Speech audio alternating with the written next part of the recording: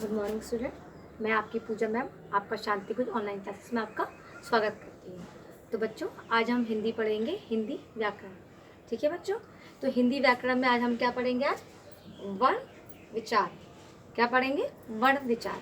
तो जनरली आप लोग घर में जैसे भाषा, आपको किसी भी हिंदी भाषा का इस्तेमाल करते हैं, कोई वाक्य बोलते हैं तो आप बोलेंगे जैसे कि मैं गाना गा रहा हूँ, या फिर मैं काम कर रहा हूँ, मैं वहाँ जा रही हूँ, मुझे बाजार से ऐसा लाना है, या कुछ भी आप वाक्य बोलते हैं। ठीक है, तो वो कैसे होते हैं? वाक्य को आप एक सेंटेंस बोल रहे हैं, मैं जा रहा हूँ। ठीक, इसको आप खंड में विभाजित करिए, मतलब इसको टुकड़ों में बांट दीजिए। तो आप कहेंगे मैं प्लस जा प्लस रहा प्लस हूँ। आपने इसको विभाजित कर दिया। अब इसको मैं में भी हम अलग अलग टुकड़ों में बांटेंगे तो कैसे बटेगा? तो मैं में क्या है? आई की मात्रा लगी हुई है, और जा में भी आके डंडा है। तो इसी तरीके से इसे क्या होता है, इसी बारे में आज हम, ये हमारा जो चैप्टर है वर्ण विचार, इसमें हम पढ़ेंगे। तो आप मेरे साथ ये देखिए, बुक में आपको मैं दिखाती जा रही हूँ और आप भी ध्यान से देखिए। तो चलिए हम लोग खोलते हैं आपका लेसन वर्ण विचार। देखिए बच्चों, अपने भावों और विचारों को हम वाक्यों के माध्यम से स्पष्ट करते हैं। यानी नॉर्मली हम जब बोलते हैं तो वाक्य में बात करते हैं। वाक्यों में शब्दों का और शब्दों में वर्णों का प्रयोग होता है। तो जो वाक्य हमारे होते हैं उनमें किससे बने होते हैं? वो शब्दों से मिलके बने होते हैं। और शब्द में क्या बना होता है? वर्ण बना होता है। देखिए पहले जैसे लिखा है, ये क्या बना है? केला। ठीक है, केला। ये क्या है? गुलाब। और ये क्या है? ताजमहल। ओके, तो ऊपर दिए शब्दों का उच्चारण करते समय आप पाते हो कि ये शब्द कुछ ध्वनियों के समूह से बने हैं। आपको लगा ना कि खाली ये इनके साथ में कुछ और ध्वनि भी आवाज़ आ रही है। जैसे कि केला, केला को हम टुकड़े करेंगे तो कैसे होगा?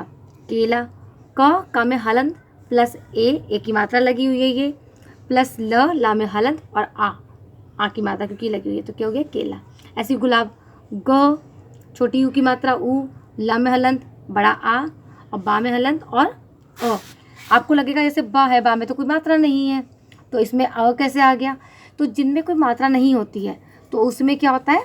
अ की मात्रा आती और मतलब छोटा सा अनाज होता है उसकी, और बिना उसके अगर हम उसको लिखेंगे, अगर अ की मात्रा नहीं लिखेंगे तो हमारा उसमें हलंत लगेगा। इसी तरह ताजमहल को देखिए आप, तो प्लस आ की मात्रा लगी है, प्लस आ, ज है तो ज में छोटा आ है, प्लस अ, माँ में कुछ नहीं है तो माँ प्लस छोटा आ होगा, हा में कुछ नहीं तो हा हलंत और प्लस छोटा आ हो गया, ला में कोई मात्रा नहीं तो ल प्लस अ। ऐसे ताजमहल ऐसे टुकड़ों में करके बनता है। तो शब्दों को तोड़कर निकली ये छोटी छोटी ध्वनियाँ ही वर्ण कहलाती है। ये जो ध्वनि आपकी सुनाई दे रही है, ये दिखाई दे रही है अ या फिर ऊ, है ना, ये जिस तरह की मात्रा सब आ रही हैं, इनको हम क्या कहते हैं? वर्ण कहते हैं। वर्ण को अक्षर भी कहते हैं। आप वर्ण को अक्षर भी कह सकते हैं, यानी कि अक्षर और वर्ण दोनों हमारा क्या सेम है, एक ही चीज़ है।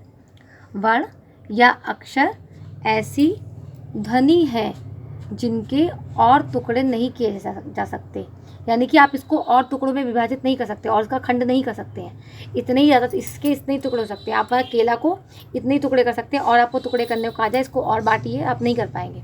तो ये इसका मतलब सबसे छोटा इसका वो है, खंड है ये।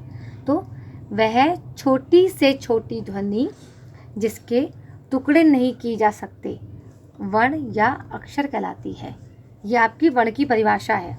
फिर से एक बार ध्यान दीजिए, वह छोटी से छोटी ध्वनि जिसके टुकड़े नहीं किए जा सकते वर्ण या अक्षर कहलाती है। आगे आपको समझ में वर्ण क्या होता है? ठीक है, तो चलिए अब वर्ण के हम भेद देखते हैं। वर्ण के भेद क्या होते हैं? वर्ण कितने कितने प्रकार के होते हैं? तो वर्ण के कितने भेद होते हैं? 2 भेद। वर्ण के होते हैं 2 भेद, स्वर और व्यंजन। स्वर और व्यंजन आपको पता है, लेकिन आपको पता नहीं स्वर व्यंजन किससे कहते हैं। नॉर्मली आपको वैसे मालूम है। ठीक है, आप जानेंगे स्वर। स्वर यानी कि इंग्लिश में बोलते हैं वॉवेल्स। वॉवेल्स माने आप इंग्लिश में देखते हो ना, ए ई आई ओ यू होता है, वॉवेल्स कहते हैं इसको। उसी को हम हिंदी में बोलते हैं स्वर। ठीक है, तो हिंदी में इसकी परिभाषा क्या है? जिन वर्णों का उच्चारण अन्य ध्वनियों की सहायता के बिना हो उन्हें स्वर कहते हैं। ये स्वतंत्र ध्वनियाँ हैं, यानी कि जिनको किसी की हेल्प की ज़रूरत नहीं पड़ती है, या अपने आप में एक पूरी तरह से कंप्लीट है। तो हिंदी वर्ण में स्वरों की संख्या 11 है। तो कितने वर्ण होते हैं हमारे? 11 होते हैं स्वर। तो कौन कौन से? ये छोटा आ, बड़ा आ, ई, बड़ी ई, छोटा ऊ, बड़ा ऊ, ऋषि ऋषि, ए ओ औ। ये आपने सबने पढ़ा है ना। ये सब हमारे क्या है, ये हमारे हैं स्वर, ठीक है, ये हमारे स्वर हैं। तो इसको हम देखिए, इन सब के अलावा भी एक चीज़ होता है हमारा अ हमारा ये क्या, अंग्रेजी भाषा की ध्वनि है। कहाँ से आया है, अंग्रेजी भाषा से आया है, लेकिन इसका प्रयोग भी हिंदी भाषा में अंग्रेजी से आए शब्दों का उच्चारण लिखने में किया जाता है। यानी कुछ शब्द हमारे ऐसे होते हैं जो होते तो इंग्लिश के हैं, लेकिन हम उसे लिखते हैं हिंदी में है, वहाँ पर इसका प्रयोग किया जाता है। जैसे कि देखिए डॉक्टर, डॉक्टर के ऊपर हम ऐसे लगाते हैं ना, चंद बिंदु नहीं होता, ये होता है, तो ये इंग्लिश का वर्ड है डॉक्टर। कॉपी, कॉपी हमारा इंग्लिश का वर्ड है, इसके ऊपर ऐसे लगाते हैं।